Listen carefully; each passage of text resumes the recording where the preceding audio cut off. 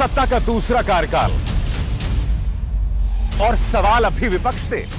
सवाल तो उससे होगा जिसके हाथ में ताकत हो, जिसके हाथ में पुलिस हो, संस्थाएं हो और मीडिया जिसके सामने नतमस्तक हो। सवाल तो उससे होगा ना। हम लेकर आए खबरों का एक ऐसा शो जिसमें सवाल होंगे सीधे, बेलाग और बेबाक उनसे जो सवालों से बचते हैं, जिनके हाथ में ताकत है। बेबाक सिर्फ द लाइव टीवी पर। द लाइव टीवी, सच सबसे आगे। नमस्कार, आप देख रहे हैं बेबाक, मैं अभिसार शर्मा। दोस्तों, आज बेबाक में मैं आपके सामने एक बहुत बड़ा मुद्दा लेकर आया हूं और इस मुद्दे में दो चीजें मैं आपके सामने रखने वाला हूं। मुद्दा नंबर एक, देश के दो सबसे ताकतवर लोग यानी कि दो सबसे ताकतवर बिजनेसमैन गौतम अडानी और मुकेश अंबानी के बीच में जंग छिड़ गई है गोदी मीडिया पर कंट्रोल करने के लिए। और दूसरा मुद्दा जो आपके सामने होगा, जिसका जवाब हम आगे जाकर देंगे, और वो सवाल यह है कि क्या गौतम अडानी एनडीटीवी पर कब्जा करने वाले हैं। और मैं आपको बताता हूं मैं ये सवाल किस लिए पूछ रहा हूं। दोस्तों, आज शेयर बाजार में अचानक एनडीटीवी के शेयर्स में 10% की उछाल आई, जैसा कि यह खबर कह रही है। इकोनॉमिक टाइम्स की खबर के मुताबिक यह बात सामने उभर कर आई है कि गौतम अडानी जल्द एनडीटीवी पर कंट्रोल करने वाले हैं। और बात यहां नहीं रुकती। जो जानकारी मैं आपको बतलाने वाला हूं, मेरे एक पत्रकार मित्र हैं दोस्तों, और मेरे इस पत्रकार मित्र की बातचीत हुई गौतम अडानी समूह के एक अहम अधिकारी से, और इस अहम अधिकारी ने उनको बताया है कि अडानी ग्रुप की बातचीत एनडीटीवी से पिछले कुछ महीनों से चल रही है। और इनका मकसद क्या है मैं आपको बताता हूं, इस बात पर आपको गौर करना पड़ेगा। इनका मकसद है कि न सिर्फ एनडीटीवी पर वित्तीय नियंत्रण हो, इकोनॉमिक कंट्रोल हो, बल्कि एडिटोरियल कंट्रोल भी हो, यानी कि संपादकीय नियंत्रण हो, यानी कि एनडीटीवी में क्या खबरें जाएं, क्या दिखाया जाए, इस पर भी काबू। गौतम अडानी और प्रधानमंत्री नरेंद्र मोदी के क्या ताल्लुकात हैं, आप सब जानते हैं। जब से बीजेपी की सरकार आई है दोस्तों, गौतम अडानी की किस्मत कहां से कहां पहुंच गई आप जानते हैं। आप यह भी जानते हैं कि अगर आज की तारीख में गौतम अडानी को तमाम जगहों पर अहम स्थान मिल रहा है तो उसकी सिर्फ एक वजह है, और देश के प्रधानमंत्री नरेंद्र मोदी। अब सोचिए, अगर गौतम अडानी का पूरा कंट्रोल एनडीटीवी पर हो जाता है तब क्या होगा। इन दो शहरों पर गौर कीजिए दोस्तों। रवीश कुमार, मेरे दोस्त रवीश कुमार, जो कि मैग्सायसाय पुरस्कार विजेता भी हैं, और श्रीनिवासन जैन, ये दोनों वो पत्रकार हैं जो पत्रकारिता के सही उसूलों का अनुसरण करते हैं। ये वो पत्रकार हैं जो मोदी सरकार से लगातार सवाल करते हैं, इसलिए ये उनकी ट्रोल मशीनरी के निशाने पर रहते हैं। क्या आपने अंदाजा लगाया कि अगर गौतम अडानी का पूरा कंट्रोल हो गया एनडीटीवी के ऊपर तो इसके क्या परिणाम होंगे? आप अंदाजा लगा सकते हैं। आज की तारीख में दोस्तों, न्यूज चैनल्स में तो आप गिन के 4 या 5 पत्रकारों को बता सकते हैं जो इस सरकार से सवाल करते हैं, सिर्फ 5 या 4 पत्रकार। जबकि पत्रकारिता का यह दायित्व होता है कि आप सत्ता से सवाल करें। क्या आप इमेजिन कर सकते हैं, क्या आप कल्पना कर सकते हैं कि पूरे मीडिया पर कब्जा हो जाए भारतीय जनता पार्टी के प्रचार तंत्र का? क्या आप कल्पना कर सकते हैं कि एनडीटीवी भी गोदी मीडिया बन जाए? वो गोदी मीडिया जो दुनिया के सामने इस शख्स रवीश कुमार ने रखा था, वो नाम गोदी मीडिया रवीश कुमार ने दिया था। क्या आप कल्पना कर सकते हैं कि वो एनडीटीवी भी गोदी मीडिया हो जाए?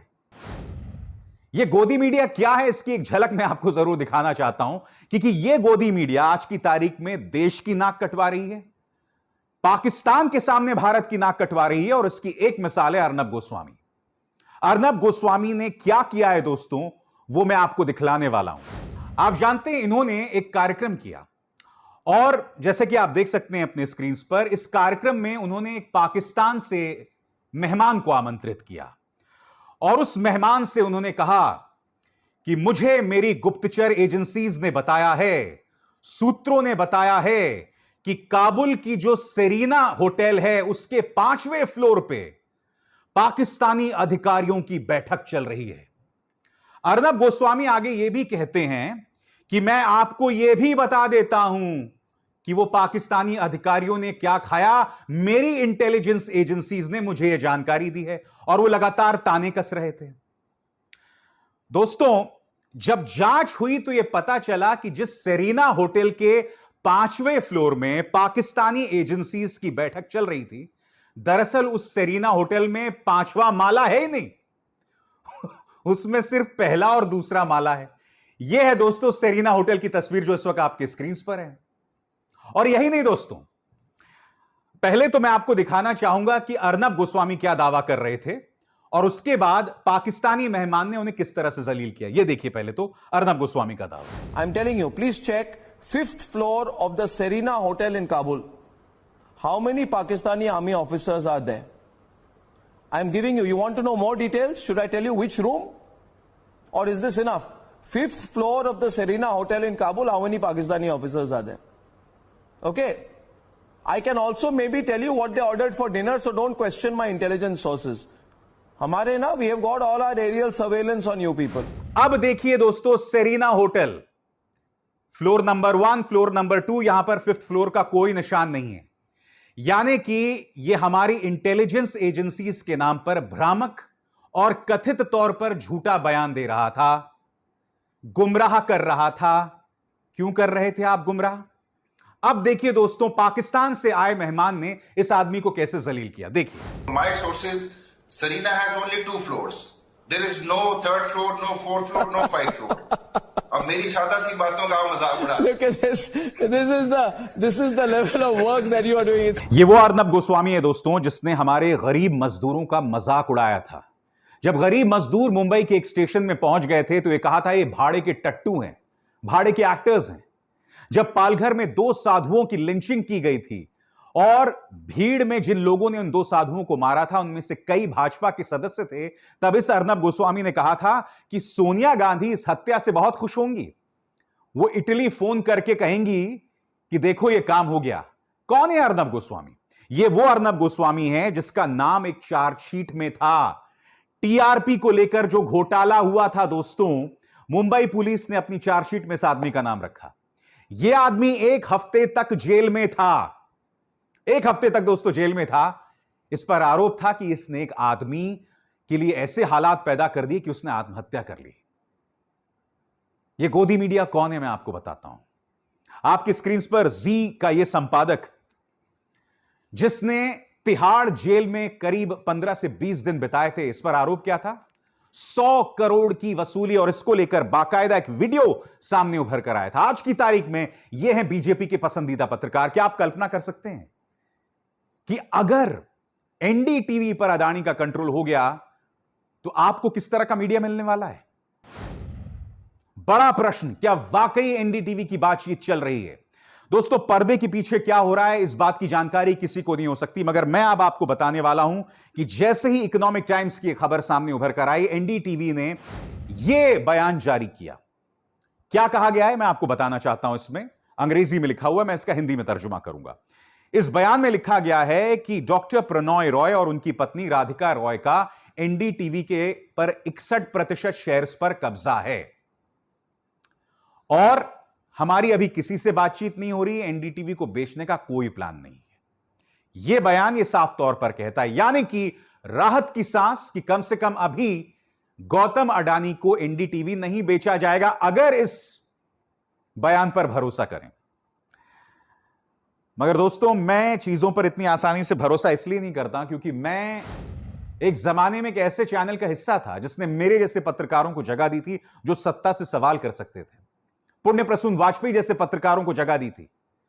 और फिर वो दिन आया जब हमें हर दूसरे दिन संपादक के कमरे में बुलाया जाता था या फिर मालिक के कमरे में बुलाया जाता था, एचआर के कमरे में बुलाया जाता था और वो कहते थे अभिसार तुमने ये बयान क्यों दिया, तुमने ये ट्वीट क्यों किया, तुमने बीजेपी के खिलाफ ये क्यों किया।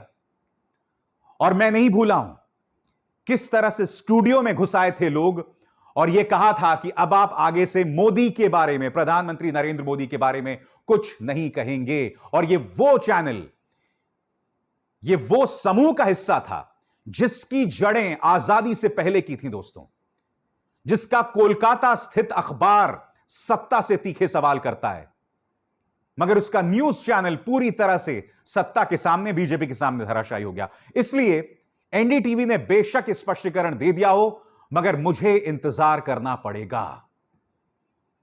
मगर कार्यक्रम की शुरुआत में मैंने आपको यह भी बताया कि एक गैंग वॉर चल रहा है, एक वॉर चल रहा है गोदी मीडिया पर कंट्रोल करने के लिए, और मैं आपको बताता हूं क्यों। आपके स्क्रीन पर इन 3 चेहरों पर गौर कीजिए। गौतम अडानी, मुकेश अंबानी और सुभाष चंद्रा, जो कि जी समूह के मुखिया हैं। अब इस खबर पर गौर कीजिए। आपके स्क्रीन पर यह है पुनीत गोयनका, सुभाष चंद्रा के बेटे। इस खबर पर गौर कीजिए। जी एंटरटेनमेंट के अंदर जो इंस्टीट्यूशनल इन्वेस्टर्स थे, उन्होंने मांग की थी कि पुनीत गोयनका को हटाया जाए, यानी कि पिता की कंपनी से ही बेटे को हटाने की मांग। अब आप कहेंगे ऐसा क्यों हो रहा है? ये इंस्टीट्यूशनल इन्वेस्टर्स हैं कौन? ये कौन है मैं जानता हूं, इन्हें किसकी बैकिंग मिली है ये भी मैं जानता हूं। मगर आज मैं एक सवाल पूछना चाहता हूं, क्या इन इन्वेस्टर्स के पीछे मुकेश अंबानी का हाथ तो नहीं है? क्या इसी के चलते सुभाष चंद्रा की जड़ें लगातार जी टेलीफिल्म से काटी जा रही हैं? और क्या सुभाष चंद्रा इस शख्स गौतम अडानी की मदद ले रहे हैं अपनी जान बचाने के लिए? इस वक्त दोस्तों जी टेलीफिल्म्स को लेकर इन 2 चेहरों गौतम अडानी और मुकेश अंबानी के बीच में जद्दोजहद चल रही है। और सुभाष चंद्रा, जो कि राज्यसभा में सांसद भी हैं, भाजपा की मदद से पहुंचे थे राज्यसभा में, वो गौतम अडानी से अपील कर रहे हैं कि आप मेरी मदद करो ताकि जी समूह में मेरा वर्चस्व बना रहे, मेरी मौजूदगी बनी रहे। ऐसा क्यों हो रहा है? उसके समझने के लिए आपको इस चेहरे पर गौर करना पड़ेगा। संजय पुगलिया, एक ऐसा पत्रकार जो कि मुकेश अंबानी विरोधी माना जाता है। क्यों? क्योंकि ये क्विंट में भी थे। कौन सा क्विंट? जिसके मालिक थे राघव बहल। वो क्विंट जो सत्ता से सवाल करता था, जो गोदी मीडिया नहीं था। और माननीय संजय पुगलिया इसी के संपादक हुआ करते थे। फिर अचानक हालात बदले और संजय पुगलिया ने गौतम अडानी से हाथ मिला लिया, यानी कि उनके समूह में बन गए वो मीडिया प्रमुख। जी हां, इसका मकसद क्या था? इसका मकसद यह था कि अडानी समूह में एक ऐसे व्यक्ति को लाया जाए जो मुकेश अंबानी विरोधी हो। यही नहीं, उसके जरिए अडानी मीडिया के अंदर अपना प्रचार प्रसार करें, अपनी जड़ें फैलाएं। इसलिए कार्यक्रम की शुरुआत में मैंने आपसे कहा था कि गौतम अडानी ग्रुप के उस सूत्र ने मेरे पत्रकार मित्र से कहा कि हम लोग एनडीटीवी पर संपादकीय नियंत्रण चाहते हैं, यानी कि उनकी कौन सी खबरें जाएं, कौन सा पत्रकार क्या कहे, उस पर हम कंट्रोल करें। उस व्यक्ति ने यह भी कहा था कि हम चाहते हैं कि हमारे अपने पत्रकार एनडीटीवी में काम करें। अब इस चेहरे पे फिर से गौर कीजिए, संजय पुगलिया। क्या संजय पुगलिया के जरिए अडानी ग्रुप एनडीटीवी के अंदर अपनी टीम खड़ी करना चाहती थी? मैं जानता हूं कि एनडीटीवी ने साफ तौर पर कह दिया है कि हमारी किसी से बातचीत नहीं हो रही है, अगर शेयर वैल्यू में उछाल आया तो हम नहीं जानते हैं क्यों, मगर एनडीटीवी किसी को नहीं बेचा जाएगा। मगर यह बात तय है दोस्तों कि जी न्यूज को लेकर, जी समूह को लेकर इन 2 चेहरों के बीच में जंग जारी है। मुकेश अंबानी एक तरफ, दूसरी तरफ गौतम अडानी, और दोनों के बीच में लगातार जंग जारी है कंट्रोल करने के लिए। अब आप यह सोचेंगे कि अगर गोदी मीडिया में अगर जंग जारी है इन 2 उद्योगपतियों के बीच में, जो कि प्रधानमंत्री मोदी के समर्थक हैं, बीजेपी के समर्थक हैं, तो उसमें क्या दिक्कत है? दिक्कत क्या है मैं आपको बताता हूं। गोदी मीडिया की मिसाल मैंने अभी अभी आपको दी कि अर्नब गोस्वामी किस तरह से भारत का नाम रोशन कर रहे हैं, पाकिस्तान के सामने जलील हो रहे हैं, वो आपने देख लिया।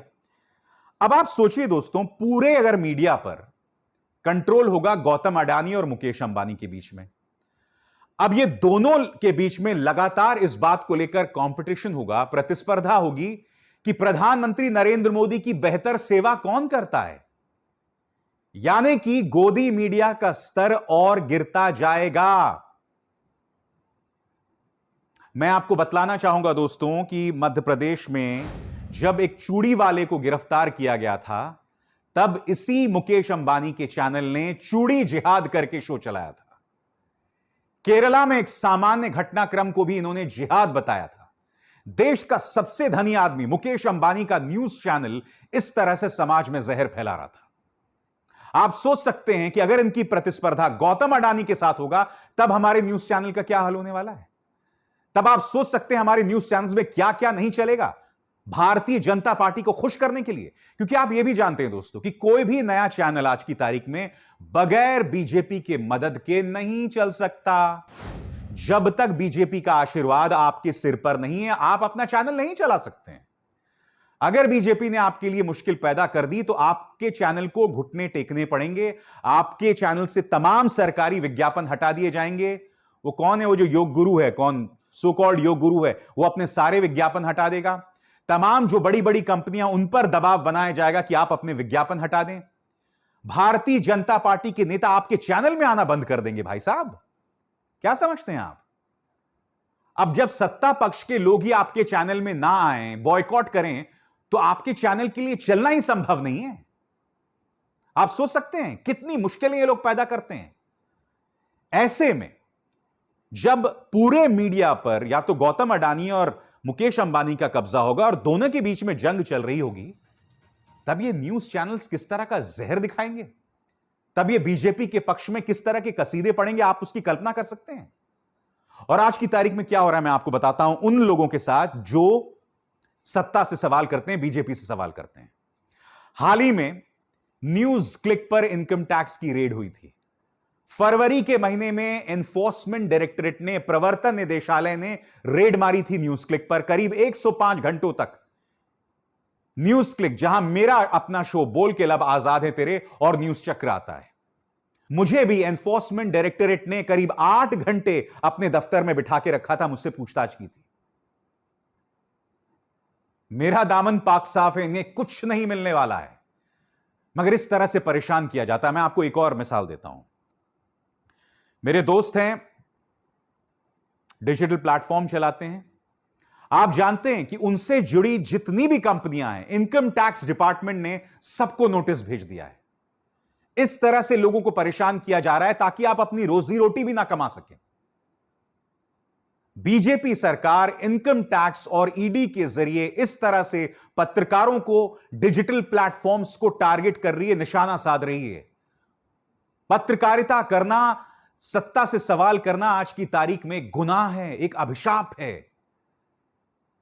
नामुमकिन हो रहा है। बहुत मुश्किल है आज की तारीख में आप सत्ता से सवाल कर सकें। इसलिए बेबाक जैसे कार्यक्रम में जो बातें मैं कहता हूं, उसकी कीमत, उसकी अहमियत को हमेशा समझिए। क्योंकि आपने देखा, आपने अर्नब गोस्वामी का कार्यक्रम को देखा, इस तरह से भ्रमित किया जाता है इस देश की जनता को। इस तरह के पत्रकारों को इस देश का बहुमत देखता है। आप अंदाजा लगा सकते हैं कि पिछले 6 सालों में किस तरह से ब्रेन वॉश हुआ है देश की जनता का। गांव गांव में ये न्यूज चैनल्स पहुंचते हैं और उन गांव के भोले भाले लोग कहते हैं कि अब भारत जो है वो आंख से आंख मिला के दुनिया के साथ देख रहा है। अरे चीन ने हमारे 21 जवानों को शहीद कर दिया। आज की तारीख में हमारे जो तमाम पड़ोसी हैं, बांग्लादेश, श्रीलंका, म्यांमार, नेपाल, सभी चीन के साथ चले गए हैं। चीन और पाकिस्तान के साथ हमारे संबंध वैसे ही खराब है। देश के जो दुनिया भर के जो इस्लामिक देश हैं, मध्य पूर्व के देश हैं, वहां पर लगातार हमारी बदनामी हो रही है क्योंकि भाजपा का प्रचार तंत्र मुसलमानों को टारगेट करता है। और फिर गांव की और देश की भोली भाली जनता को यह बताया जा रहा है कि देश का रुतबा बढ़ रहा है। कहां से बढ़ रहा है भाई? जब आप ऐसा माहौल देश के अंदर पैदा करेंगे तो आप बताइए मुझे, देश में आके पैसे कौन लगाना चाहेगा, कौन निवेश करेगा, नौकरियां कहां से आएंगी? पिछले 50 सालों में बेरोजगारी को लेकर सबसे बदतर हालात हैं। अच्छे दिन कहां हैं? और इस जहर के प्रचार प्रसार करने में उसी गोदी मीडिया का हाथ है। और उसी गोदी मीडिया को लेकर गौतम अडानी और मुकेश अंबानी में जंग है कि हम कितने ज्यादा चैनल्स पर कब्जा कर सकते हैं। और यह जंग आने वाले दिनों में और भी ज्यादा गंभीर होने वाली है। और मुझे थोड़ा सा भी शक नहीं है दोस्तों कि आने वाले दिनों में मेरे जैसे पत्रकारों, लाइव टीवी हो, न्यूज क्लिक हो, HW न्यूज हो, वायर हो, सब पर निशाना साधा जाएगा। मगर हमारा उसूल क्या है? हमारा उसूल है सत्ता से सवाल करते रहना, तथ्य आपके सामने लाते रहना, और उससे हम पीछे नहीं हटने वाले हैं। अभिसार शर्मा को दीजिए इजाजत। नमस्कार।